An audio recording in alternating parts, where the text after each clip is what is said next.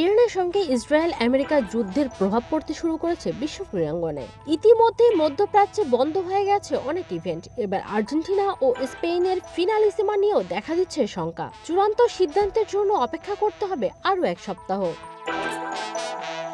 2024 Copa আমেরিকার champion হয় Argentina. একই সময়ে ইউরোপিয়ান চ্যাম্পিয়নশিপের শিরোপার স্বাদ পায় স্পেন। চলতি মাসের 27 তারিখ কাতারের দোহায় এই দুই দলের মুখোমুখি হওয়ার কথা মহাদেশীয় শ্রেষ্ঠত্বের লড়াই ফিনালিসিমিয়ায়। তবে আমেরিকা ও ইসরায়েলের ইরানে হামলা এবং এর জবাবে কাতারের দফায় দফায় ক্ষেপণাস্ত্র ছুড়েছে ইরান। এই পরিস্থিতিতে সব ধরনের ফুটবল ম্যাচ ও টুর্নামেন্ট অনির্দিষ্টকালের জন্য স্থগিত ঘোষণা করেছে কাতার ফুটবল অ্যাসোসিয়েশন কিউএফএ। যুদ্ধ এখনও চলমান রয়েছে, তাই স্বাভাবিকভাবে ম্যাচকে ঘিরে শঙ্কা উঠেছে।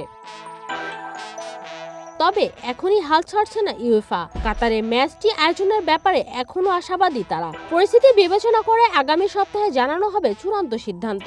এক বিবৃতিতে এমনটাই জানিয়েছে ইউএফা। বর্তমানে আর কোনো বিকল্প ভেন্যু বিবেচনা করা হচ্ছে না। স্থানীয় আয়োজকদের সঙ্গে আলাপ চলছে, যারা এই ম্যাচ সফল করতে সর্বোচ্চ চেষ্টা করেছে।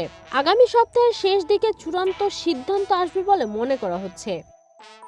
এদিকে রয়টার্স তাদের এক প্রতিবেদনে জানিয়েছে, কাতার এই ম্যাচটি দোহাতে আয়োজন করার জন্য চাপ দিচ্ছে, কেননা এই ইভেন্টটি আয়োজনে বড় অঙ্কের বিনিয়োগ করেছে তারা।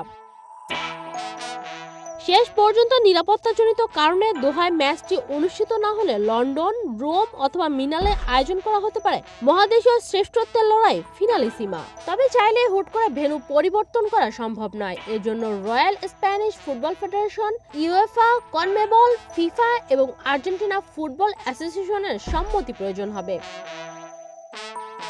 2022 সালে জুনে লন্ডনে প্রথম ফিনালিসিমা অনুষ্ঠিত হয়। কোপা আমেরিকা জয়ী হিসেবে ম্যাচ খেলতে নেমে আর্জেন্টিনা 3-0 গোলে হারায় ইতালিকে। নিবেদিতা বিনতে ওয়াদুদ, ওয়ান স্পোর্টস ডেস্ক।